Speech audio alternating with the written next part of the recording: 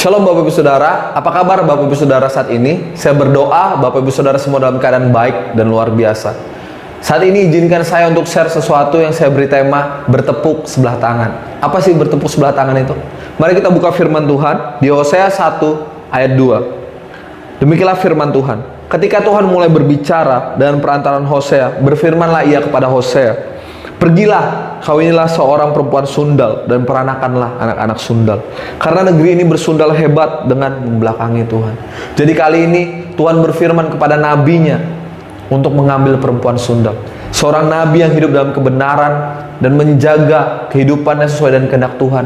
Justru Tuhan perintahkan untuk mengambil perempuan sundal. Atau hari ini kita sebutnya wanita tunasusila. Mengapa Tuhan melakukan hal itu? Untuk menggambarkan betapa dia mengasihi bangsa Israel pada saat itu. Bangsa Israel yang sering kali membelakangi Tuhan, mengkhianati Tuhan, menyembah berhala, menyeleweng daripada Tuhan. Sekalipun Tuhan sudah begitu baik kepada mereka.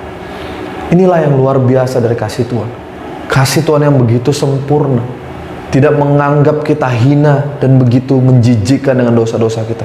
Justru dia datang untuk mengambil kita kembali supaya kita dapat hidup seturut dengan kehendaknya dan bersamanya. Ya, mungkin ini menurut dunia adalah kasih yang bertepuk sebelah tangan. Karena apa? Kasih Tuhan yang begitu sempurna dan luar biasa itu justru tidak berbanding lurus dengan respon dari bangsa Israel. Demikian juga dengan kita. Berapa kali kita mengalami kebaikan Tuhan, penyertaan Tuhan, dan semua hal-hal yang luar biasa Tuhan lakukan dalam kehidupan kita.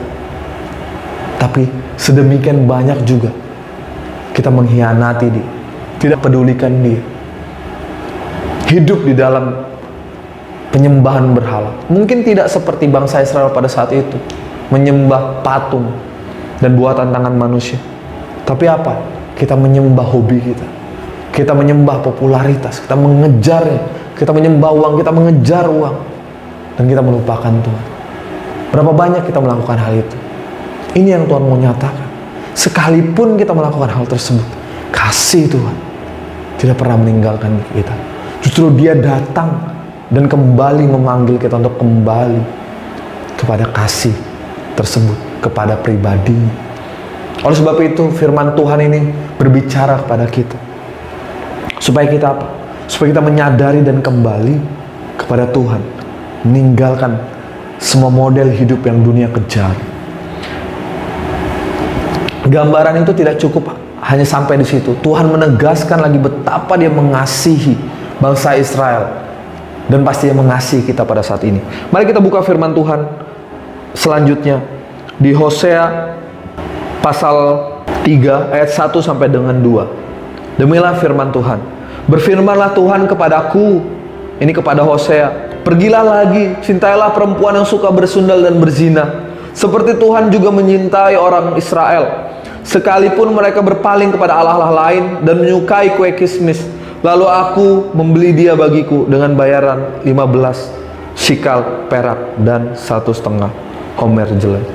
Jadi perempuan sundal tadi yang diambil sudah dinikahi, justru kembali lagi bersundal. Dan apakah Tuhan memerintahkan Hosea untuk meninggalkannya? Tidak. Justru Tuhan memerintahkan Hosea untuk mengambil dia kembali. Betapa luar biasa kasih Tuhan.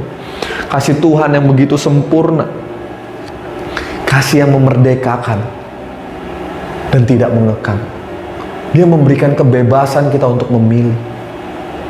Dia tidak menciptakan kita sebagai robot ketika di dalam kitab Kejadian. Untuk apa? Supaya kita bisa memilih. Apakah kita mengikuti perkataan Tuhan atau mengikuti keinginan kita? Tapi kita ketahui Adam dan Hawa jatuh dan tidak mengikuti Tuhan. Inilah kasih yang sempurna. Kasih yang tidak mengekang. Kasih yang memerdekakan. Selanjutnya, kasih seperti apa kasih yang sejati itu? Kasihnya Tuhan itu tulus tanpa mengharapkan balasan. Ini mungkin nampaknya bodoh, bahkan dunia berkata, itu kan kasih atau cinta yang bertepuk sebelah tangan. Untuk apa diperjuangkan? Tapi tidak demikian. Justru itu adalah gambaran ketulusan. Mengasihi karena kasih. Bukan untuk dibalas atau untuk memperoleh keuntungan. Tapi benar-benar dari dalam. Ini hanya bisa kita peroleh dari kasih yang sejati. Sumbernya hanya daripada Tuhan. Kalau tidak, kita akan menuntut semua lingkungan kita atau dunia kita untuk mengasihi kita sebagaimana kita mengasihi mereka. Padahal tidak demikian. Oleh sebab itu kita perlu mengalami kasih Tuhan, sehingga kita dapat memiliki kasih yang sempurna ini. Kasih yang tanpa syarat, kasih yang menerima apa adanya, kasih yang tidak mengharapkan balasan. Dan selanjutnya, kasih yang sejati itu menerima masa lalu dengan apa adanya dan fokus terhadap hal di depan. Jadi firman Tuhan menyatakan tadi kepada Hosea, untuk Hosea menebus kembali perempuan sundal itu, mengambil kembali perempuan sundal itu. Karena apa? Tuhan mau bilang, tidak perlu lihat masa lalunya. Mungkin dia mengulangi lagi sesuatu hal yang seperti masa lalunya, tapi nyatakan lagi kembali kasih itu, sehingga dia mengalami kasih yang sempurna. Kasih yang sempurna dan kasih yang sejati itu tidak melihat masa lalu, tapi berpengharapan kepada masa depan. Sebab kasih itu akan mengubahkan kehidupan. Inilah kasih yang sejati, kasih yang tanpa syarat, yang pada saat ini Tuhan suarakan kepada kita untuk kita terima dan kita mengalaminya, sehingga kita dapat hidup semakin hari semakin seperti kehendaknya, karena kita tinggal di dalam Dia. Tuhan Yesus memberkati.